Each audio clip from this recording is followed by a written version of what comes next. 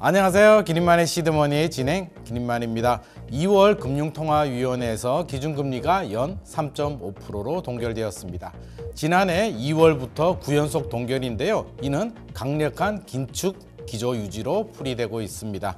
부동산 시장의 시선으로 봤을 때 4월 총선을 앞두고 여러 가지 개발 공약 등이 나오면서 아무래도 부동산 시장이 들썩이는 것을 좀 한국은행 입장에서는 기준금리 인하가 좀 부담스럽지 않나 하는 생각이 듭니다. 자, 오늘은 실제 현장에서 부동산 시장을 고스란히 몸으로 체감하고 계시는 공인중개사를 스튜디오에 모셨습니다. 생생한 현장 이야기 들어보도록 하죠. 스튜디오에 신영호 공인중개사, 박상정 앵커님 모셨습니다. 안녕하세요. 안녕하세요. 반갑습니다. 네. 자, 오늘 귀한 분 모셨습니다. 현장에서 오늘 또 저는 참 궁금해요. 우리가 항상 전문가들만 모셨는데 현장의 목소리는 어떤지 오늘 참 생생하고 도움되는 내용이 될 것 같습니다. 자, 설 지나고요. 부동산 시장 상황이 기대보다는 좀 생각보다 좀 많이 살아날 것처럼 좀 생각을 했는데 그렇지는 않은 것 같습니다. 여러 아파트 지수들이 있는데 일단 통계부터 한번 살펴보도록 하죠. 우리 박상정 앵커님께서 매매 전세 동향 통계부터 한번 먼저 좀 알려주시면 좋을 것 같습니다. 네, 지금 현재 아파트 거래는 여전히 좀 꽁꽁 얼어붙어 있는 상황입니다. 데이터 통계를 몇 가지 보면은요, 이 아파트 가격은 13주 연속 하락세를 나타내고 있습니다. 그러니까 한국부동산원이 집계한 2월 셋째 주의 주간 아파트 가격 동향을 보니까요, 이 전국 아파트 매매가가 전주 대비했을 때 0.05% 하락하면서 13주 연속해서 계속해서 이렇게 내리막을 걷고 있는 상황입니다. 이 부동산 경기 위축이 장기간 이어지면서 실질적으로 이제 마피라고 하죠. 이 마이너스 프리미엄이 붙은 거래들도 속속 생겨나고 있다고 해요. 특히나 이 신축 아파트들도 이런 사례가 있다고 하는데 예를 들어서 이문동에 위치한 이 이문 아이파크자이 같은 경우는 이 전용 84제곱미터 입주권이 보면은 11억 470만 원에 지난달에 거래된 이력이 있습니다. 그런데 이 아파트 분양 가격이 12억에서 14억 정도 사이였거든요. 그러니까 실질적으로는 마이너스 프리미엄이 붙었다 이렇게 볼 수가 있는 거고요. 그러니까요. 네.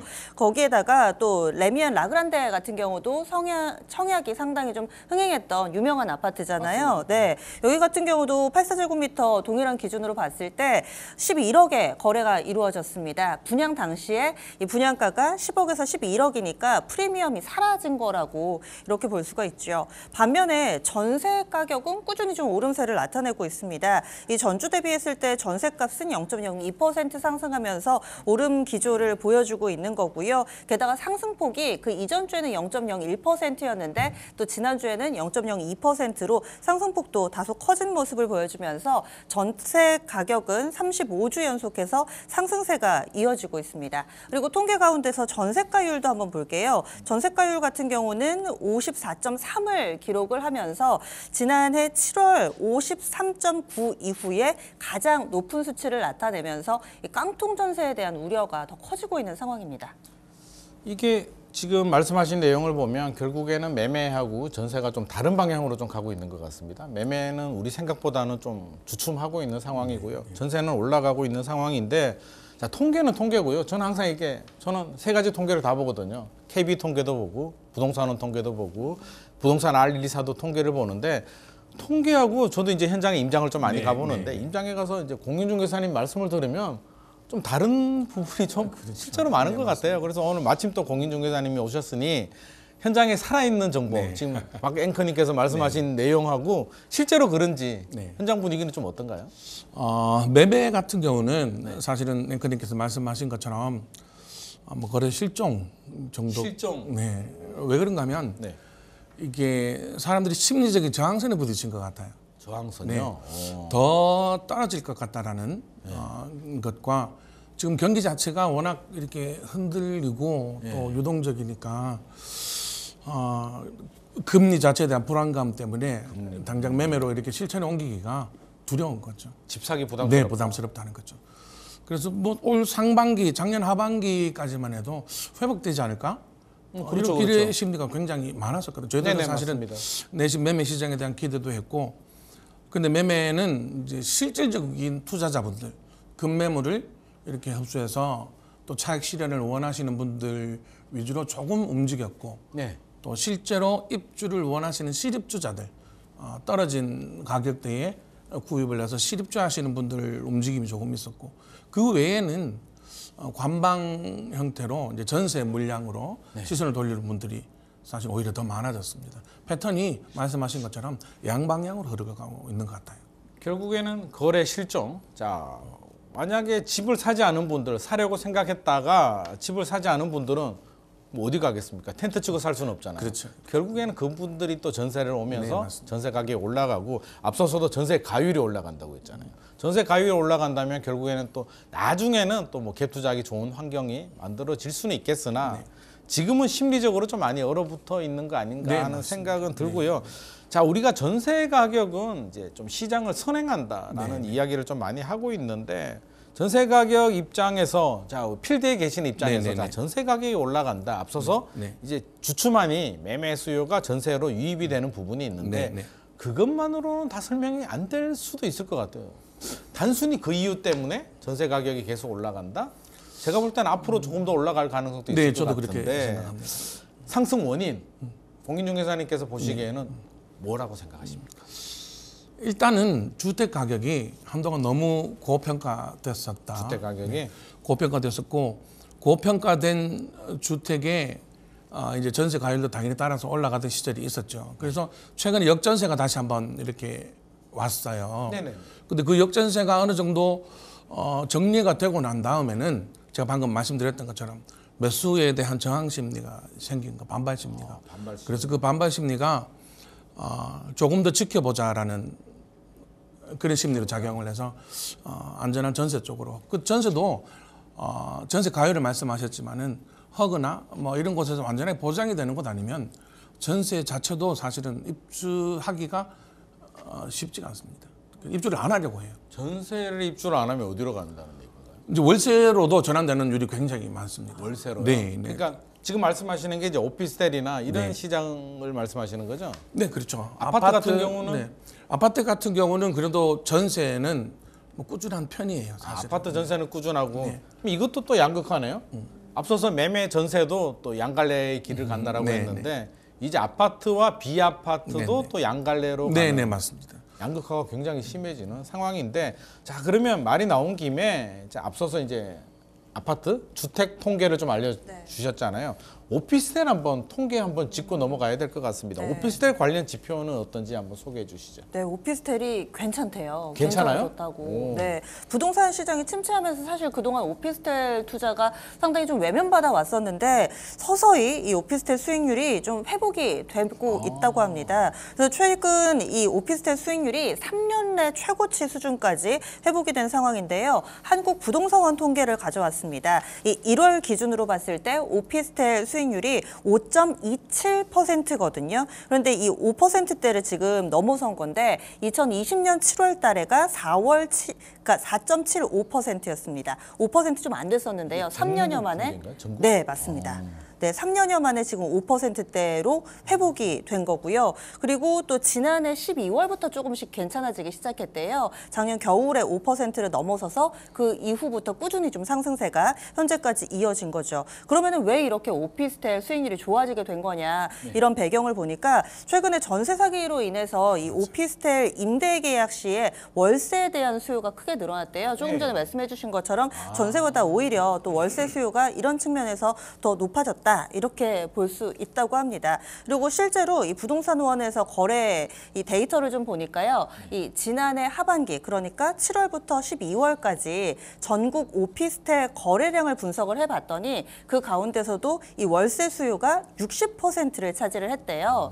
통상적으로는 한 50% 안팎이라고 하는데 60%면은 이 임대거래 비율이 상당히 좀 높아졌다. 월세 비율이 높아졌다. 이렇게 좀 볼 수가 있고요. 부동산 업계에서는 오피스텔 시장이 아직은 좀 전반적으로 침체돼 있는 상황이기는 하지만은 올해는 공급이 줄어들고 이 임대 수요가 늘어나면서 오피스텔 임대차 시장은 좀 괜찮지 않을까 이런 전망들이 나오고 있습니다. 지금 이야기를 듣고 보니까 또 양극화네요. 이제 월세하고 전세도 또 양극화로 가고 있는 것 같습니다. 지금 결국에는 깡통 전세, 뭐 또 전세 사기 이런 우려들이 있으니까 안전한 월세로 선호하는 월세로 가니까 월세 가격이 올라가고 우리가 여기서 말하는 수익률이라고 하면 이제 임대료 그 매매 가격 대비 이제 임대료의 비율을 말하는데 수익률이 5.27%면 꽤 많이 올랐네요. 굉장히 많이 올랐고 이제 월세 시장은 괜찮은데 또 전세 시장은 어렵다라는 얘기인데 자 우리 중개사님께서 계시는 곳이 또 마침 또 영등포입니다. 영등포. 영등포에 오피스텔이 좀 많아요. 최근에 신축 오피스텔들도 많이 공급된 걸로 제가 좀 알고 있는데요. 좀 더 신경이 쓰일 것 같습니다. 그래서 오피스텔 시장에 대해서 또 몸으로 느끼시는 또 그런 이야기 한번 좀 전해주시죠. 앵커님께서 말씀하신 것처럼 임차 시장은 굉장히 이제 조금 커져가고 있어요. 괜찮다. 네. 거기서 반대급부로 또 전세 시장은 전세 가율이 조금 높기 때문에 허그에서 보장해주는 그 부분 안에 들어가야 이제 전세가 들어갈 수 있고. 그렇죠. 공시가격이 뭐 네, 126%가 맞습니다. 그렇죠. 126%. 네네. 그 외의 것들은 거의 다 월세로 이루어지고요. 그러면 수요가 많으면 당연히 전세 월세 가격은 또 올라가겠죠. 그런 지금 패턴을 보이고 있고요. 매매 같은 경우는 그 반대 현상을 오히려 나타내고 있습니다. 반대라면 어떤 반대인가요? 거래가 잘 되질 않아요. 아니 그러면 자 오피스텔 한 2020년, 2021년에 좀 붐이 일어났잖아요. 그렇죠. 공급도 많이 되고 네. 제 주변에도 오피스텔 분양 받으신 분들이 좀 많이 저도 있는데 결국에는 우리가 분양을 받는다는 얘기는 손해 보고 싶은 마음은 아니잖아요. 그럼요. 다 시세 차익을 보고 투자 목적을 보고 들어가는데 앞서서 말씀하신 것처럼 분위기가 좋지 않다, 거래가 실종이다라고 하면 결국에는 마이너스 피가 등장하지도 않을까요? 근데 지금 실제로 분양가 이하로 매물을 주시는 분들이 계셔요. 네, 계시고 대단지로 공급된 최근에 뭐 한두 단지를 제외하고는 100세대에서 200세대 미만 네네. 그 인근에 공급된 오피스텔들은 마이너스 피가 있습니다. 그래도 취등록세 관련 뭐 이슈가 있기 때문에 네네. 쉽게 거래가 또 안 되기도 하고. 안 돼요? 네. 마이너스가 발생했는데도 거래가 안 된다고요? 네. 그럼 가격을 더 내려야 될까요? 글쎄요. 그 더 내린다면 또 너무 손실이 크니까 손실이 이제 크죠. 시기를 조금 버티셔야 되지 않을까. 이러지도 저러지도 네, 못하는 네. 상황이 발생하네요. 네. 결국 월세 시장만 좋고 네, 그럼 오피스텔은 월세는 좋고 전세도 좋지 않고 매매는 더욱 좋지 않다라고 네, 우리가 좀 네, 정리를 할 수 있을 것 같습니다. 참 걱정이네요. 이게 또 부자들이 뭐 이렇게 하는 것도 아니고 다 우리 서민들이 하는 시장인데 더 어렵다고 하니 일단 걱정이 굉장히 많고요. 일단 상황을 좀 지켜봐야 될 것 같습니다. 결국에는 금리가 좀 내려가고 네. 또 대출이자 부담도 좀 줄어들고 앞서서 말씀하신 것처럼 좀 피로감이라고 할까요? 그동안에 집값이 너무 올랐기 네, 때문에 맞아요. 지금 사도 과연 얼마나 올라갈까에 대한 약간 걱정이 많으신 것 같습니다. 맞아요. 결국에는 조정이 좀 되고 시간이 지나서 다시 좀 자신감을 좀 회복을 해야 되는데 좀 지켜보도록 하고요. 자, 이제는 좀 다른 이야기 또 살짝 한번 해보도록 하겠습니다. 최근에 이제 총선을 앞두고 정부에서 여러 가지 발표들을 많이 하고 있는데 저는 이게 눈에 확 띄더라고요. 그린벨트를 풀겠다.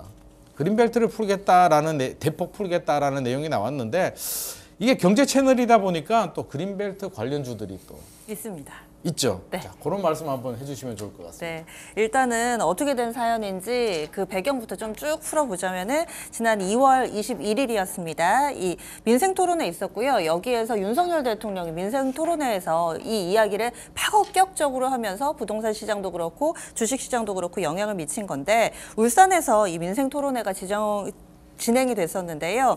이때 이 과감한 그린벨트 해제 방침을 윤석열 대통령이 직접 이야기를 한 겁니다. 그래서 대상은요. 아무래도 울산에서 좀 발표를 했기 때문에 수도권은 제외를 시키고요. 제외예요? 그리고 네, 그린벨트로 한동안 좀 묶여 있었던 그런 땅을 풀겠다 이렇게 이야기를 했습니다. 게다가 이번에 이 규제 완화가 파격적인 부분이 이 환경평가 1, 2등급도 필요하다면 해제할 수 있다라는 방침을 좀 내놓은 상황입니다. 1, 2등급이라면 보존 가치가 높은 그쵸. 그린벨트인데 네. 풀어버리겠다. 그렇죠. 환경적으로 보존 가치가 좀 높은 지역까지도 포함을 하겠다라고 이야기를 하면서 기대감을 더 높이는 상황이고요. 그린벨트가 많은 지역이 아무래도 좀 수혜 지역이 되겠는데 발표를 한 울산 지역하고 창원 지역이 직접적인 수혜 지역이 울산, 될 창원. 것이다. 네, 이렇게 해서 분석이 좀 나오고 있습니다. 그런데 이걸로 끝이 아니고요.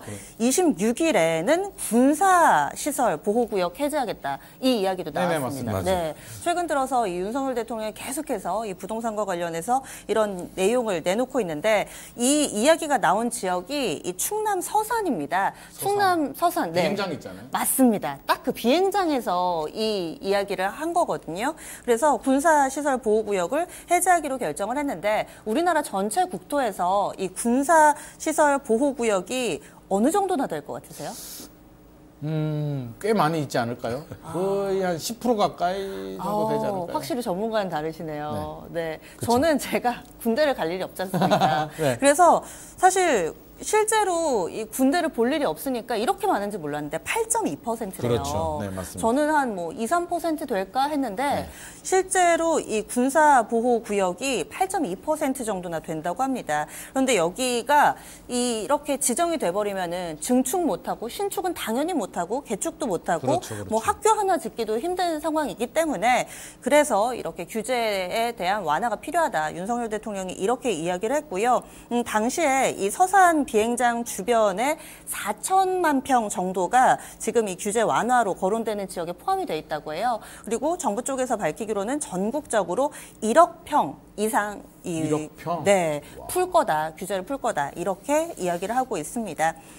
그렇다면은 이 주식시장에서의 반응도 좀 궁금하실 텐데요. 네네. 사실 이 그린벨트 해제라는 헤드라인을 쳐보시면은 과거 역사적으로 정말 반복하면서 되게 자주 나왔었잖아요. 그렇습니다. 그래서 주식시장에서도 이 재료는 익숙합니다. 이 그린벨트 해제 테마주 이렇게 해서 몇 가지 종목군들이 묶여 있는데 대표적으로 뭐 성창기업지주나 SG그룹 이런 부동산 부자 업체들이 좀 있거든요. 네네. 그래서 뉴스가 나올 때마다 움직이는데 문제는 뭐냐면 시장이 둔감해졌어요. 네, 이게 왜냐면은 너무 자주 발표가 맞습니다. 돼서 그래서 정권은 바뀌는데 이 그린벨트 테마라고 해가지고 뭔가 총선이나 선거 전에 이렇게 이야기를 해놓고 살짝 변죽만 울리고 실제로 풀리는 건 약하게 풀리고 약하게 이런 풀리고 네. 총선 지나면 또 맞습니다. 미지근해지고. 네. 그런 경우가 많았어가지고 이번 사례를 보면은 이 발표한 당일 그러니까 21일에 이 그린벨트 해제하겠다라고 발표한 당일에 성창기업지주라는 이 관련 테마주의 주가가 한 6% 넘게 올랐거든요. 그런데 발표하고 그 다음 날 10% 넘게 빠졌어요.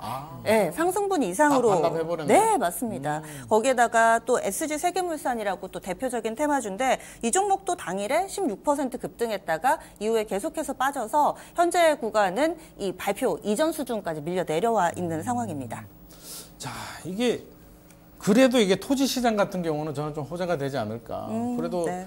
실제로 제 주변에도 그런 분들 많이 있는데요. 이게 그린벨트하고 이제 군사보호시설 발표가 되니까 제가 전화를 몇 통 받았는데 우리 부모님 땅 이제 좀 값 올라갈까? 언제 팔면 될까? 이제 이런 질문을 좀 하시는데 이게 8.2%라고 했잖아요. 네. 왜 이렇게 땅이 많냐면 비행장 땅이 굉장히 크잖아요. 우리 수도권 지역에는 또 성남 비행장 네, 있잖아요. 성남 비행장이 이게 요지입니다. 분당, 강남, 서초 땅이 다 이게 겹쳐 있는데 이게 작년에 우연의 일치일 수도 있는데 어떤 분이 언젠가는 그 주변이 풀리지 않을까 하면서 거기 땅을 샀대요. 그린벨트를. 그래서 제가 아니 그거 언제 풀릴 줄 알고 그걸 왜 사냐고. 거래가 되긴 하는군요. 네, 반대를 했는데 와 이게 성견지명이 있었나 하는 생각도 들고요. 아이고 내가 말리는 게 아니라 저도 샀어야 되나 하는 생각도 살짝 드는데 네. 또 걱정되는 부분이 있기도 합니다. 자, 그린벨트 군사 보호 시설은 이유가 있잖아요. 네, 네. 아니 미래 세대를 위해서 좀 보존을 해야 되는 거고 언제까지 우리가 개발만 할 건가 좀 보존 좀 하자. 왜 개발 지상주의야라는 비판의 목소리들도 있는데 우리 중 기사님께서 보시기에는 네. 이게 진짜 필요하다고 보시는지 아니면 어떤 문제점 네. 이게 좀 업무 총선용이다. 이거는 좀 아닌 것 같다라는 생각을 가지고 계시는지. 제가 지금까지 네. 이 대선 총선을 거치면서 수많은 이제 분들이 네. 그린벨트를 해제하겠다. 또 혹은 뭐 이런저런 공약들을 많이 하셨잖아요. 네네네. 근데 둔감해진 것 같아요. 이제는 둔감해진 것 같고 그런 이슈로 해서 토지 시장에 직접 접근하는 분들은 사실은 극소수고 오히려 미래 가치를 보고 언젠가는 이라는 미래 가치를 보고 그 시장에 접근해서 토지를 구입해 두신 분들은 뭐 이런 이슈가 있으면 차라리 오히려 더 감사하겠죠. 근데 시장이 조금 둔감해져서 그 필요한 부분은 분명히 있습니다. 왜 그런가 하면 너무 오래 묶여 있어가지고 개인의 어떤 사적 재산권이 그렇죠. 토지 공개념도 중요하지만은 개인의 재산권이 너무 오랫동안 피해받는 그런 경우도 사실은 있어서. 참 이게 양날의 칼인 것 같고 네, 맞습니다. 저는 특히 지방이 이제 포커싱이잖아요. 지방 쪽에 그렇죠. 좀 많이 푸는데 지방 소멸이 이제 중요한 화두가 되고 있기 때문에 지방 소멸을 막기 위해서 또 양질의 일자리를 만들기 위해서 이렇게 풀어서 좀 개발을 하는 거는 좀 바람직하다는 생각이 들기도 합니다. 근데 일단 그린벨트도 풀리고요. 군사보호시설도 이제 지켜봐야 되겠지만 일단 푼다라고 발표를 했는데 자 이렇게 되면 그린벨트와 군사보호시설을 풀었을 때 수도권 지역들도 그렇지만 특히 지방 소멸 문제가 심각한 지방 경제를 살릴 수 있는 수도권 솔림 현상을 좀 완화시켜 줄 수 있는 그런 효과가 있다고 보십니까? 분명히 거시적으로 효과가 있다고 저는 생각을 합니다. 그런데 그게 얼마만큼 쏠림을 저지할 것인가?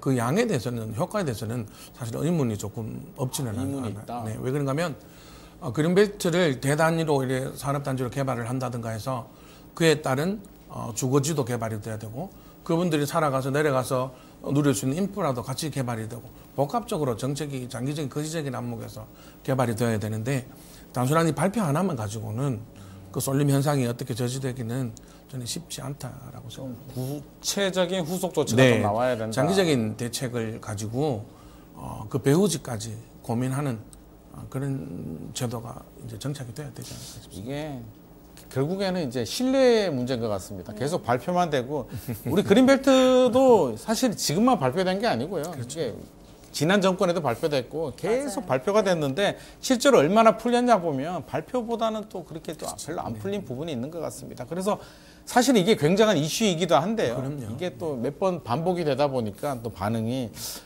과연 이게 또 이번에는 될까 하는데 좀 이번에는 무조건 개발보다는 군사시설도 이제 개인 재산권 침해도 있지만 지방 소멸, 지방 경제 활성화에 좀 도움이 되는 방향으로 좀 그렇게 좀 풀렸으면 하는 좀 바람이 있고요.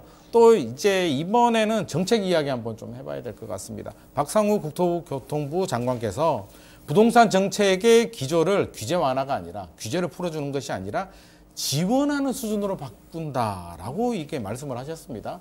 1월이죠. 일시 부동산 대책을 이제 발표를 했는데 그게 공급 대책이었단 말이에요. 맞아요. 네. 근데 지금 생각해 보니까 이게 맥락이 좀 맞아 떨어지는 것 같습니다.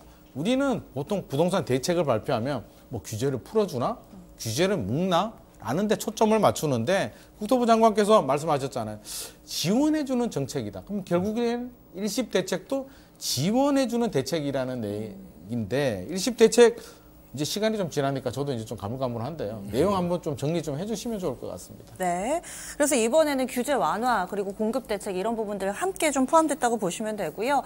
기사 헤드라인에는 일시 부동산 대책 뭐 이렇게 많이들 다루는데 정확히는 국민 주거 안정을 위한 주택 공급 확대 및 건설 경기 보완 방안 이게 발표가 된 겁니다. 그래서 핵심을 이 4가지 정도로 좀 정리를 해볼 수가 있을 텐데요. 첫 번째는 이 수요가 많은 도심의 정비 사업을 통해서 이 선호도가 높은 신축 주택을 원활하게 공급할 수 있도록 하겠다라는 거고, 그리고 두 번째는 이 1, 2인 가구 등 이렇게 이제는 상당히 좀 주거의 형태라든지 가족의 형태가 다양해졌는데 이런 다변화에 부응을 해서 전세 사기로부터 안심할 수 있는 다양한 유형의 주택 공급을 활성화할 수 있는 기반을 구축하겠다라는 것이 두 번째였습니다. 그리고 셋째는 여기서 3기 신도시 얘기가 나오는데요. 최근에 3기 신도시 관련해서는 뭐 상반기 내에 뭐 정하겠다 이런 내용들 후속적인 발언들도 꾸준히 이어지고 있습니다. 그래서 3기 신도시 등 신속히 조성을 해서 공공주택의 공급을 확대하겠다라는 내용 세 번째로 볼 수가 있겠고요.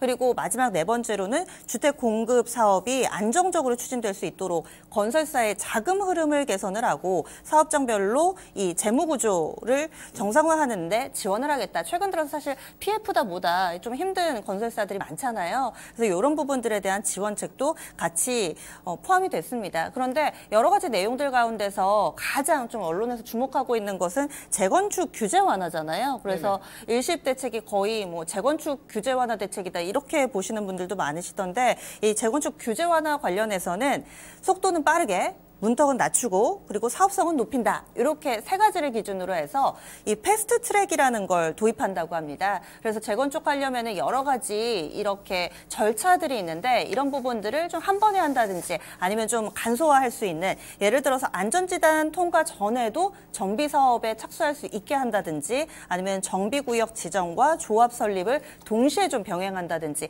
이런 부분들이 패스트 트랙에 좀 포함이 됐다고 볼 수가 있습니다. 이렇게 1월 10일에 이 개괄적인 게 나왔고요. 그리고 1월 30일에 후속 조치로 11개 이 하위 법령 입법 예고가 있었습니다. 여기에서도 구체적인 내용, 예를 들어서 뭐 주차장 기준 완화라든지 그리고 사업 추진 요건 완화 등등의 내용들이 포함이 돼서 지금은 입법 행정 예고 돼 있는 상황입니다. 내용이 굉장히 많네요. 네. 부동산 전문가인 제가 들어도 이렇게 많았나 하는 생각이 드는데 우리 시청자들이 볼 때는 사실 잘 이해도 안 될 것 같고요. 그냥 제 머릿속에는 그것만 기억이 납니다. 그냥 재건축, 안전진단 뭐 없이 그냥 추진한다. 이거 하나만 저는 기억이 나는데 아마 우리 시청자들도 그럴 것 같습니다. 자, 시장에서 결국에는 네네. 재건축이잖아요. 네네. 서울은 재건축을 풀어서 재건축 규제를 풀어서 공급을 늘리겠다는 건데 우리 영등포에도 재건축 재개발 구역들이 분명히 있단 말이에요. 네, 맞습니다. 네. 현장에서 뭔가 대책이 발표되고 어떤 특징이라든지 뭐 달라진 점이 있는지 현장 분위기는 좀 어떤가요? 일희일비하는 분위기죠. 일희일비. 그래서 어떤 이슈가 생겨서 영등포는 중공업 지역이 많거든요. 중공업 지역 용적률과 관해서 오늘 또 기사가 하나 있었습니다만. 중공업이면 용적률을 높게 받은. 네. 그래서 그러면은 재건축에 한 걸음 더 가까이 갈 수 있지 않을까. 뭐 그래서 그런 이슈들도 있고 또 최근 안전진단과 관련해서 방금 말씀하셨지만은 재건축 시기가 많이 단축된 반면 또 재건축과 관련해서 또 그다지 환호받지 못하는 게 공사 단가가 너무 올랐어요. 공사비 최근 공사비 엄청 올랐어요. 공사비가 너무 올라서 부담해야 되는 비용들이 점점 증가하고 있고. 추가 분담. 네. 그리고 금융 비용이 또 만만치가 않잖아요. 그래서 금융 비용과 공사 분담금이 늘어나는 그것들 때문에 이 안전진단이나 이런 부분들을 축소하고 전체적인 공기를 줄이더라도 시장이 확 달아오르지 않는 그런 분위기가 지금. 현장에 그렇게 막 달아오지 않잖아요. 네, 안 달아올라요. 예전 같으면 아마 이 정도 발표됐으면 아마 2020년, 2021년 같으면 난리가 났을 거예요. 난리가 났을 네. 텐데 저도 현장에 둘러봐도 그렇지가 않더라고요. 조용해요. 근데 생각을 해보면 그것도 그럴 것이 자 안전진단 없이 추진할 수 있게 해줬습니다. 아니, 해준다고 했는데 안전진단 없이 해도 결국에는 사업이 빨리 진행되려면 그럼요. 우리 조합원 제가 조합원 입장이 되어 보면 저는 돈 적게 내고 새 아파트를 받고 싶거든요. 그쵸. 돈을 적게 내야 되는데 요즘 공사비가 오르고 해서 돈을 많이 내야 될 거란 말입니다. 네, 맞아요. 빨리 진행이 되려면 저 같은 조합원들이 야 우리 빨리빨리 하자. 나 그 정도 돈 낼 수 있어 라고 해서 빨리 진행이 돼야 되는데 뭐? 나보고 5억이나 내라고? 야 이 사업 하지 말자 라는 말을 저도 할 것 같습니다. 제가 네, 조합원이라면. 맞아요. 결국에는 이런 공사비 인상 이런 문제들이 결국 재건축 사업에 발목을 잡지 않을까. 네. 정부는 뭐 패스트 트랙이다, 뭐 정책적으로 지원해주겠다라고 하는데 저는 이것만으로 사업 기간을 단축시키기에는 좀 역부족 아닐까 하는 생각이 들어요. 시장 전체가 공사비나 혹은 치솟는 금융 비용에 대한 어떤 제도적인 대책을 정책적으로 좀 풀어주기를 사실은 기다리고 있는데 그런 것까지 해결해서 방안을 제시하기에는 또 시간이나 또 어떤 뭐 다른 이슈들이 있어서 발목을 잡고 있지 않나. 그럼 그게 뭐라고 생각하십니까? 현장에서 바라보는 그거 가지고 안 돼. 그 정도 패스트트랙은 안 돼. 이거는 해줘야 돼. 이게 뭘까요? 글쎄요, 결국은 금융 비용도 있겠고 시공 단가에 대한 적정한 금액, 적정 금액. 적정한 시공 단가 이런 부분들이 조금만 더 투명하게 된다면 물론 뭐 건설사 입장에서는 남는 게 없어. 남는 게 없겠죠. 그렇게 얘기를 하더라고요. 네, 재개발을 추진하는 이제 구성원들, 조합원들 입장에서는 공사비를 어떻게든지 조금 줄이려고 그 텐션 사이에서 이제 뭐 또 비리가 또 생기기도 하고 그런 거 아니겠습니까? 그래서 그리고 우리 재초안이라고 하잖아요. 재건축 초과이익 환수도 네. 사실은 좀 부담스럽지 않을까요? 현장에서? 부담스럽죠. 결국에는 또 세금을 네. 더 내야 되는 네, 부분인데. 맞아요.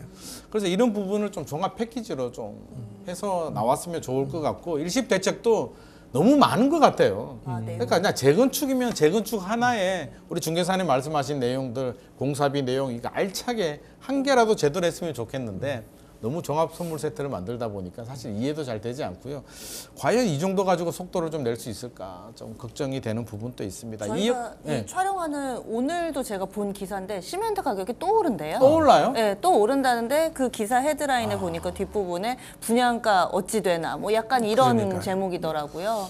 계속 그 오르더라고요. 조합이 다 철거를 하고도 공사비 협의가 이루어지지 않아서 첫 삽을 뜨지 못한 현장도 제가 몇 군데. 그리고 최근에도 그 반포주공 1, 2, 4주구도 공사하고 있다가 지금 원래 시공비 공사비가 2조 4천억이었는데 2조 6천억이었는데 1조 4천억을 더 올려달라. 4조 원으로 하자 그래서 지금 분쟁이 되고 있는데 시멘트 값 또 오른다니까 아니 4조에서 또 더 올라가는 거 아닌가 또 걱정이 되는 부분도 있고 결국에는 물가를 좀 잡아야 될 것 같고요. 그렇죠. 이게 이렇게 천정부지 올라가게 되면 시장에서 받아주지 못할 겁니다. 그럼 건설회사들은 시장에서 받아주지 않으면 공급 물량을 줄일 수밖에 없고요. 공급 물량이 줄이면 또 몇 년이 지나면 또 공급 부족으로 또 집값 자극할 수 있는 이런 악순환이 이어지지 않을까 좀 걱정이 되는 부분입니다. 자, 우리 재건축 이야기를 하고 있으니까요. 우리 앞서서도 오피스텔 이야기 좀 했잖아요. 그거 저는 좀 궁금해요. 오피스텔도 재건축이 됐나? 오피스텔 재건축하고요. 아파트 재건축의 특징이 있는지 한번 좀 알려주시죠. 저도 지금 소장님의 반응하고 똑같았습니다. 그렇죠. 오피스텔 재건축을 했나? 내가 기사를 했나? 본 적이 있나? 네네. 근데 실제로 있기는 있더라고요. 있어요? 네, 사례를 오. 찾아보니까 네. 있기는 있는데 네네. 그렇다면 우리에게 왜 익숙하지 않은가? 왜 그렇죠. 자주 이루어지지 않는가? 네네. 이 내용을 봤더니 일단은 적용되는 법이 아파트하고 오피스텔하고 좀 다르기 때문에 아파트 같은 경우는 소유자의 70% 이상이 동의해야지 이제 조합도 설립을 하고 이 나머지 부분이 좀 진행이 되잖아요. 네네. 근데 오피스텔 같은 경우는 80%가 의결을 해야 된답니다. 더 어렵네요. 네, 그러니까요. 이 부분도 상당히 좀 까다롭고 그리고 실질적으로 사업성 측면에서도 좀 많이 떨어진대요. 왜냐하면 오피스텔을 이 매수하시는 분들도 좀 단점으로 생각하시는 부분이 대지 지분이 낮다라는 게 그렇죠. 오피스텔의 약점이잖아요. 맞아요. 네네. 근데 대지 지분이 낮기 때문에 사업성이 떨어지고 실제 오피스텔이 활발하게 지어진 게 1980년에 생겨나기는 생겨났는데 많이 보편화된 게 2000년대 넘어서래요. 그래서 그렇죠. 실제로 그렇게 오래 안 됐잖아요. 노후화된 오피스텔이 별로 없기 때문에 이 재건축의 필요성조차 낮다 이렇게 볼 수가 있습니다. 그리고 좀 진행된 사례 같은 경우는 2016년도에 진행된 이런 오피스텔 재건축이 있기는 있었는데요. 그 오피스텔 같은 경우는 입지라든지 사업성이 워낙에 좀 좋았던 거의 뭐 예외 케이스다 이렇게 설명이 되더라고요. 특별한 케이스 같고 네네. 오피스텔의 장점이라고 한다면 아무래도 이게 역 주변에 뭐 네. 상업 지역이나 입지가 좋죠. 입지가 좋고 주변 편의 시설이 좋은 곳에 이제 지어지는데 단점이라고 한다면 우리 박성재 앵커님께서 말씀하신 것처럼 대지 지분이 낮다. 이게 결국에는 좋은 입지에 비싼 땅에 짓다 보니까 용적률이 높아요. 빽빽하게 짓다 보니까 대지 지분이 낮고 그 낮은 대지 지분이 결국에는 또 이게 발목을 잡지 않았나 하는 생각이 드는데요. 자, 우리 오피스텔하고 이제 아파트 재건축 이야기를 좀 하고 있는데요. 자, 결국에는 우리 시청자들이 궁금한 건 그래서 어디가 좋은 거야? 나 어디에 관심을 가져야 돼가 결국에는 그렇게 가거든요. 우리 현장에 계시는 우리 중개사님께서 네. 서울 시내 어디에 관심을 가져야 될까? 관심을 가져야 되는, 관심을 가질 필요가 있는 재건축 단지 좀 알려주시면 좋을 것 같습니다. 먼저 내가 어떤 활용 방안을 가지고 접근하는가가 중요할 것 같아요. 활용 방안. 네, 내가 여기에서 살 거야. 그래서 나중에 실거주를 할 거야라는 입장과 중간에 어느 정도 차익이 생기면 뭐 정리를 한번 해보겠다라는 그런 두 가지 패턴으로 나누실 것 같은데 제가 주목하는 것은 기존에 1차와 2차의 공공재개발 발표를 했었죠. 네네. 네, 공공재개발을 발표를 했었는데 그 대부분이 이제 토지거래 허가구역으로 묶여 있거든요. 묶여 있죠. 네. 그 중에서도 향후 개발이 주변 인프라가 더 생길 수 있고 풍선 효과를 누릴 만한 단지, 저평가된 네, 그런 곳을 저는 주목을. 그게 어디? 이야기해도 되는가요? 이야기해 주세요. 개인적인 생각이니까요. 저는 상관없습니다. 저는 그게 궁금합니다. 신월 5동이 있습니다. 신월? 네, 신월 5동이 네. 그 양천구에 있거든요. 네, 맞습니다. 그 목동이 먼저 재개발이 이렇게 되고 네. 거기가 먼저 어떤 단지가 조성이 된다면 그 다음 풍선 효과가 반드시 그 인근 지역으로 목동이 재건축이 되면 네, 그 네, 주변으로 순차적으로 충분히 밀려올 그럴 수 겁니다. 있죠. 네, 그래서 지금은 토지거래 허가구역은 묶여 있고 그래서 그 주택을 구입하기가 사실 쉽지 않아요. 구청에서 허가를 받아야 되기 때문에. 그러나 네네. 내가 실거주를 목적으로 하고 있고 네네. 그 조건을 충분히 부합하는 분이라면 장기적인 안목으로 한번 투자해 보시는 것도 저는 굉장히 바람직한 접근이다라고 생각을 합니다. 토지거래 허가도 실거주 목적이라면 또 네, 가능하죠. 매입을 가능하니까 그럼요. 신호로동 좀 네, 관심을 가져도 좋겠다. 충분히 일리가 있네요. 이게 재건축을 하게 되면 또 이주 수요들이 생기기 때문에 그렇죠. 좀 갑자기 제 친구가 떠올랐어요. 친구가? 네. 예, 재건축 생각해서 신월에 오래된 아파트 굉장히 큰 단지가 있던데 네네. 거기 신월 주공 예, 사서 또 지금 있고. 네, 신월 거기에 주공 지금 들어가서 살고 있습니다. 아 그런데- 진짜요? 네. 신월주공이 용적률이 낮기 때문에 저는 충분히 좀 관심을 가져도 좋은 단지 아닐까. 얘기를 해줘야겠어요. 그쪽이 자 신월 말씀하셨고요. 네. 모아타운 말씀하시는 분들도 네, 좀 네, 많이 네. 있더라고요. 모아타운도- 모아타운 간단하게 네. 그 설명 좀 해주시고 네. 모아타운 어디 좀 주목해야 될지. 좀 모아타운은 말 그대로 모아서 이제 어떤 큰 규모를 형성하는 그런 사업, 소규모니까 네네 사업 모아서 방식인데, 해. 네네. 그렇죠. 네. 그래서 모아타운은 추진 접수할 때 그 단지별로 동의율이 30%만 되면 접수가 가능해요. 쉽게 할 수 있겠네요. 네네 쉽게 접근할 수 있습니다. 접근할 수 있고 모아타운이 어디를 추천하느냐 이런 질문을 하셨는데 서울은 사실은 지하철 불패라고 지하철 생각- 불패. 네. 오. 지하철 불패라고 생각하고 역세권 주변. 네네 역세권 그리고 교육 환경이 조금 이제 교육. 네 아, 좋은 거 다 말씀하시네요. 교통과 네. 교육. 그래서 교통 교육 또 미래 가능성 네. 이런 것까지 감안한다면 뭐 모아타운 괜찮은 자리들 몇 군데 보이죠. 몇 군데가 어딘지를 말씀해 주실 수 있어요. 그거 저보다 소장님 더 잘 아실 것 같아요. 그래도 네. 일단 모아타운 좀 관심을 가져주시면 좋을 것 같고요. 저는 시간은 그- 좀 오래 네. 걸리겠죠? 네, 그렇죠. 그래서 시간이 좀 오래 걸리고 또 반대하시는 분들이 또 있을 수 있으니까 그렇죠. 모든 재개발이나 재건축은 뭐 모든 구성원들 다 원만하게 합의한다면 뭐 참 쉽게 진행이 되겠지만 또 그렇지 않은 분들이 개인의 재산에 관련되어 있기 때문에 있어서 그런 부분들 조금 해결해 나가는 것들이 문제 아니겠습니까? 모아타운 후보지가 정해져 있거든요. 그래서 우리가 다 말씀드릴 수는 없고 아마 서울시 홈페이지 가가지고요 검색을 해보면 나옵니다. 그러면 맞아요. 공인중개사님 말씀하신 역세권 교육 환경이 좋은 지역이 아마 좀 나올 겁니다. 그래서 그렇게 좀 찾아보시면 좋을 것 같고 말 나온 김에 이거 안 물어볼 수가 없습니다. 공인중개사님께서 우리가 지금 뭐 재개발, 재건축 이야기하고요, 모아타운 이야기까지 했는데 중개사님께서 현장에서 오래 일하시면서 야 서울이나 수도권 지역에 야 나 여기는 좋아질 것 같아. 네. 여기 관심 좀 가지면 좋을 것 같아. 분명히 있을 것 같아요. 있습니다. 그것 좀 말씀해 주세요. 소스잖아요, 소스. 이미 그 호재가 다 반영된 지역은 네. 사실 그 매력이 없죠. 없죠. 기대감이 있어야 네. 되잖아요. 네네. 그래서 될까? 가능성이 있을까? 이런 데 대한 공부를 먼저 좀 하신 다음에 네. 언젠가는 꼭 돼야만 하는 지역이 있어요.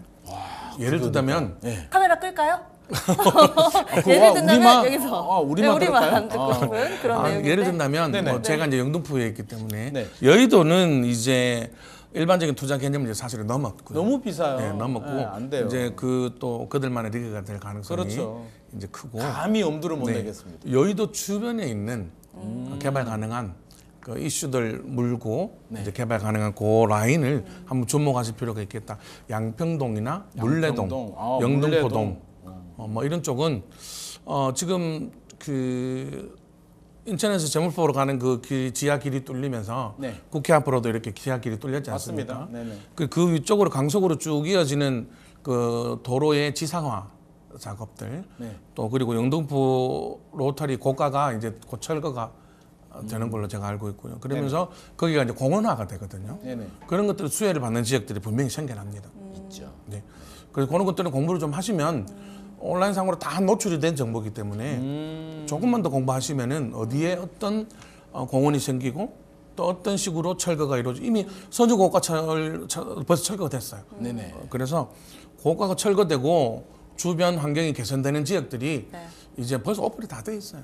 정보를 좀뭐 서칭 좀 하시는 분들은 뭐 충분히 아죠. 여의도 주변 지역을 좀 눈여겨봐라라는 말씀을 했는데 사실 여의도가 이제 앞으로 굉장히 좋아질 거잖아요. 이제 그럼요. 개발 계획들도 네. 나왔고 특별 계획 구역도 네, 네, 나왔고 맞습니다. 했기 때문에 여의도가 몰라보게 달라진다면 분명히 주변 지역으로 저는 풍선 효과 풍선 효과 충분하죠. 풍선 효과를 넘어서 제가 볼 때는 그 여의도 안에 지금 거주하시는 분들이 계세요. 네네. 1인 가구가 서울 평균보다 훨씬 높고요. 네네.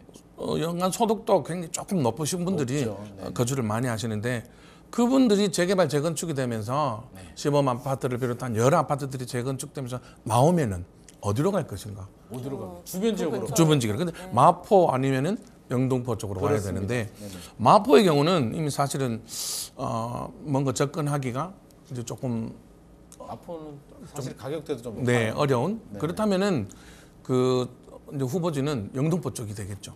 영등포 쪽으로 여의도를 둘러싼 이 벨트가 노량진. 네. 뭐 그리고 북섬. 지금 실제 마포대교를 지나서 영등포대교를 내려오는 그 좌우 영등포역 앞으로 가는 이런 큰 도로 로변에는 굉장히 많은 건설 행위가 이루어지고 있습니다. 오피스텔들도 이어지고 제 생각에는 테헤란로처럼 되지 않을까?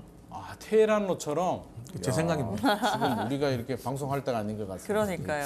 좀 귀가 좀 쫑긋한데 일단 결국에는 우리가 이렇게 이야기를 해도요. 이제 스스로 그럼요. 개발 정보도 좀 찾아보고 좀 준비를 해서 차분하게 좀 알아보는 단계를 좀 가지면 좋을 것 같습니다. 부린이 질문 하나만 해도 되겠습니까? 좋습니다. 네. 방금 전에 이렇게 뭐 모아타운이나 이런 거 얘기할 때 네. 이 역세권하고 학세권 보라고 말씀을 하셨잖아요. 네. 근데 네네네. 그건 굉장히 전통적인 부동산을 접근할 때 접근 방법이잖아요. 네. 근데 최근 들어서 저는 이 저출산 얘기 나오면은 학세권이 의미가 있을까? 집집마다 아이가 없는 집들도 늘어나고 초등학교도 없앤다고 하고 그런 상황에서 이 학교 수요를 통해서 집값에 영향을 미칠 수 있을까? 예전보다는 좀 이런 부분들이 약해지지 않을까? 그냥 단순히 그런 생각이 좀 들더라고요. 이게 방송에서 가능한 이야기인지는 제가 모르겠습니다만 불편하면 나중에 편집을 해주십시오. 네. 그 생활 수준에 따른 교육열이라든가 또 이런 부분들이 굉장히 작용을 사실은 많이 하거든요. 그래서 예를 들어서 지금 여의도에 이제 재개발이 굉장히 많이 일어납니다. 근데 여의도 안에 학교가 한정이 돼 있어요. 그렇죠. 그럼 그 학교 지금 여의도 안에는 여의도 인근에 있는 학생들도 들어와서 공부를 하고 있어요. 재개발이 되면서 주거지가 많아지죠, 그죠? 네네. 그러면은 학교가 모자라게 돼 있어요. 아파트를 지을 때는 학교 부지를 필히 어느 정도 이상 확보하게 돼 있거든, 교육청과 협의를 해서. 네네. 그래서 그런 학교 부지가 여의도 안에서만 소화가 다 된다라면은 여의도 안에는 학세권, 역세권, 숲세권, 뭐 조망권을 비롯한 모든 것들이 강남을 뛰어넘는 또 다른 정말 신흥 부촌이 아마 여의도 안에 생기지 않을까. 저는. 그럴 가능성이 충분히 있고요. 말씀하신 것처럼 인구가 줄어들고 출산율이 줄어들면 이게 학세권이 좀 약해지지 않을까 하는데 저는 반대로 생각합니다. 줄어들면은요 없어지는 게 아니잖아요. 줄어들면 좀 더 좋은 곳 집중이 됩니다. 우리 일본이 인구 줄어든다고 해서 일본 부동산이 다 죽은 게 아니잖아요. 도쿄 중심가는 더 살아나듯이 확실한 경쟁력이 가진 곳들은 오히려 더 경쟁력을 가질 수 그러니까 모든 학교가 똑같은 게 아니라 교통, 학군, 고급 인프라가 갖춘 곳들은 더 희소성이 높다. 그래서 최근에 이제 아파트를 알아볼 때 초등학교도 그런데 유치원, 어린이집에 인구가 어느 정도 되는지를 보라고 합니다. 그쪽에 잘 사는 동네, 좋은 동네들은 그 밀집도가 높다는 거죠. 그러니까 모두 다 똑같이 그렇게 안 좋아지는 건 아니다. 좋은 곳들은 오히려 더 좋아질 수도 있다는 점 좀 알고 있어야 될 것 같아요. 이래서 경험이 중요한가 봐요. 왜냐면 제 주변에는 딩크족들도 많고 아직까지 그렇죠. 아이가 없는 집들이 많으니까 이사를 갈 때 이 학군을 전혀 고려를 하지 않거든요. 근데 확실히 자제분도 있으시고 경험을 이미 다 해오시고 하니까 자, 우리가 다른 생각을 해야 시각으로. 될 게 투자할 때요. 자, 나의 기준에서만 보면 안 돼요. 내 집은 다른 사람이 사게 되는데 학군이 좋은, 교육 환경이 좋은 아파트는 딩크족이 살 수도 있고요. 자녀가 뭐 두신 분들도 살 수가 있기 때문에 선택의 폭을 넓힌다면 학군 좋은 지역들이 당연히 유리한 거 맞습니다. 자, 오늘 또 이렇게 또 학군 이야기까지 아유, 또 깨알 네. 정보까지 알아봤고요. 전세 사기 이야기 또 살짝 안 할 수가 없습니다. 네. 최근에 전세 사기도 굉장히 많이 생기고 그렇죠. 있는데 안타까운 일입니다. 이게 중개사님이 오셨으니까 네. 제가 이걸 안 물어볼 수가 없습니다. 네, 전세 네. 사기가 발생하게 되면 우리 이제 그 계약 당사자들은 또 믿고 계약을 하게 되는데 모든 중개사들이 그런 것도 아니고요. 양심적으로 그럼요. 성실하게 하시는 중개사 분들이 대부분입니다. 근데 아주 뉴스를 보면 일부 중개사 분들 가담한 중개사들 때문에 불신이 높아졌어요. 아, 중개사 어떻게 믿어라고 하는데 그 부분에 대해서 분명히 하실 말씀이 계실 것 같습니다. 아, 네. 일단은 먼저 전세 사고로 이렇게 재산적인 손실을 입으신 분들 위로 좀 말씀 먼저 좀 드리고 싶고요. 그 대부분이 젊은 세대들이 그렇죠. 있거든요. 그래서 굉장히 많이 안타깝습니다. 안타깝고 일단 정부 차원에서 일단 대책을 조금 마련해 주셨으면 좋겠고. 특별법 가지고는 부족하다. 그래서 이게 세금이 들어가는 부분이니까. 근데 자라나는 젊은이들 이렇게 보면 너무 마음이 사실은 아프고. 맞아요. 제가 의도적으로 전세 사기를 하는 현장을 저도 사실 목격한 것도 있어요. 아, 그래요? 네. 그리고 그런 분들은 모든 상황이 다 정상인데 의도를 가지고 접근을 하니까 저희도 속을 수밖에 없고 임차인도 속을 수밖에 없는 거예요. 그건 아주 나쁜 케이스죠. 그럼 그거 어떻게 해야 되나요? 중개사분도 속을 수 있다면 사실은 계약자 입장에서는 속수무책 아닐까요? 그렇죠, 그렇죠. 그래서 뭔가 팁을 주셔야죠. 거기에 대한 팁은 조금 더 내가 신중하게 꼼꼼하게 치밀하게 들여다보는 수밖에 없어요. 왜라는 질문을 계속 하셔야 돼요. 왜? 네. 그래서 잔금 때 임대인이 예를 들어서 오늘은 제가 바빠서 왜 못 나오시죠? 임대인이 분명히 나와야 되거든요. 나오셔야 되고 잔금 수령자가 나와 그냥 계좌 이체를 해드릴게요. 그러면은 계좌 이체를 하는 그 현장까지 다 확인을 일단 하셔야 돼요. 당사자가? 그럼요. 그 중개사님 중간에 저 중개사가 다 있지만은 저희들이 통장 내역을 이렇게 주세요라고 할 수는 없는 거고 지금 입금하시죠? 입금 받으시죠? 혹은 아니면 현장에서 3자가 모인 자리에서 정리를 하고 서류부터 하나부터 열까지 꼼꼼하게 살펴야 되죠. 서류 꼼꼼하게 살피고 당사자 오고 당사자가 안 올 때는 위임장 완벽해서 완벽하게 확인을 해야 된다. 결국에는 돌다리도 두들겨 보는 수밖에 없다는 말씀드리고 빨리 정부가 이게 사실 특별법 가지고 저는 해결이 안 될 것 같습니다. 네, 저도 그렇게 보완 대책들도 나오고요. 우리 꿈나무들 이제 사회 초년생들이 이렇게 피해를 보면 다시 일어서기 굉장히 힘들거든요. 우리 미래를 위해서라도 저는 이 문제에 대해서는 반드시 정부와 국회가 힘을 합쳐서 후속 대책이 나와줘야 될 것 같고요. 지금 피해를 받으신 분들 앞으로도 또 발생할 수가 있잖아요. 그래서 예방 대책까지. 그래서 예방할 수 있는 안전한 계약 시스템까지 빨리 구축이 돼야 사실 이게 구축이 돼야요. 전세 신뢰가 커져야 전세 시장 아까 우리 오피스텔 전세 시장 어렵다고 했는데 그 오피스텔 전세 시장도 또 살아나지 않을까 하는 생각을 하게 됩니다. 스스로의 직업군에 대한 신뢰도를 높이는 것도 사실은 공인중개사 자신의 몫이고요. 그렇죠. 그리고 또 부단히 노력을 또 해야 되고 우리 모두 좀 노력을 해야 되지 않을까 싶습니다. 자, 이렇게 전세 이야기까지 좀 살펴봤고요. 이제 거의 이제 마무리 단계입니다. 이제 마지막까지 왔는데요. 요즘 부동산 시장이 어려워서 이제 부동산을 찾는 다양한 사연들이 있을 것 같습니다. 자, 현 시장에서 시청자들한테 우리 중개사님께서 이거는 꼭 한마디 해주고 싶다. 이런 말씀이 있을 거예요. 한마디 좀 해주시죠. 제가 그런 질문을 저도 많이 받거든요. 네네. 근데 저는 영국 속담을 하나 준비를 해왔습니다. 영국 속담요? 네. 영어권 속담인데요. 네네. 제비 한 마리가 봄을 가져오지 못한다. 제비 한 마리가 봄을 가져오지 못하지만은 제비가 왔을 때 곧 봄이 오겠구나라고 짐작을 하죠. 그러니까 그 시그널을 잘 포착할 수 있는 시그널. 네.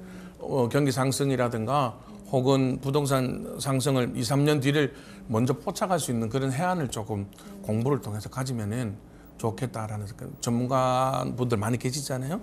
그래서 자문을 구해서 그 제비 한 마리를 보면서 곧 봄이 오겠네라는 생각. 그러면 시그널이 하나 왔을 때 너무 흥분하지 말고 이거는 이런 시그널이구나 충분히 생각을 하고 그렇죠. 다음 시그널 또 기다려보고 제비가 한 마리가 아니라 여러 마리 때가 왔을 때 드디어 오는구나. 그걸 좀 우리가 미리 좀 캐치를 할 필요는 있겠다. 그 상황에서 이제 그러려면 이제 오늘처럼 이렇게 발표되는 제도들에 대한 좀 심도 있는 공부 그런 것들 많이 필요하죠. 사실 2020년, 2021년 집값 급등할 때는 정신이 하나도 없었잖아요. 자고 나면 집값이 오르니까 공부하고 준비할 사실 마음의 준비가 되지 않습니다. 막 집값 오르니까 초조하고 불안하니까 무리하게 지금 빨리 사러 가야 돼. 무슨 공부를 해? 라고 하는데 오히려 지금 이렇게 약간 좀 조용하고 주춤하는 상황이 저는 내 집 마련 준비하기 가장 좋은 때가 아닐까 하는 생각이 듭니다. 지금이 집 사기에 제일 좋은 시기라고 사실은 생각합니다. 그렇죠. 집 사기도 좋고 또 준비하기 좋은 단계니까 우리 시드머니 보면서 충분히 준비를 하고 그 오는 시그널들 하나하나 놓치지 말고 좀 준비를 할 필요는 있을 것 같습니다. 자, 오늘 이렇게 마무리를 좀 해야 될 것 같습니다. 이상으로 기님만의 시드머니 마무리하도록 하겠습니다. 오늘 다양한 말씀 해주신 두 분께 진심으로 감사드립니다. 오늘 신영호 중개사님, 박상정 앵커님과 함께 다양한 부동산 이야기 나눠봤습니다. 시청자 여러분의 시드머니 투자에 현명한 판단이 되셨길 바라겠습니다. 저희는 다음 이 시간에 더 재밌고 더 알찬 내용으로 찾아뵙도록 하겠습니다. 시청해주신 여러분 감사합니다.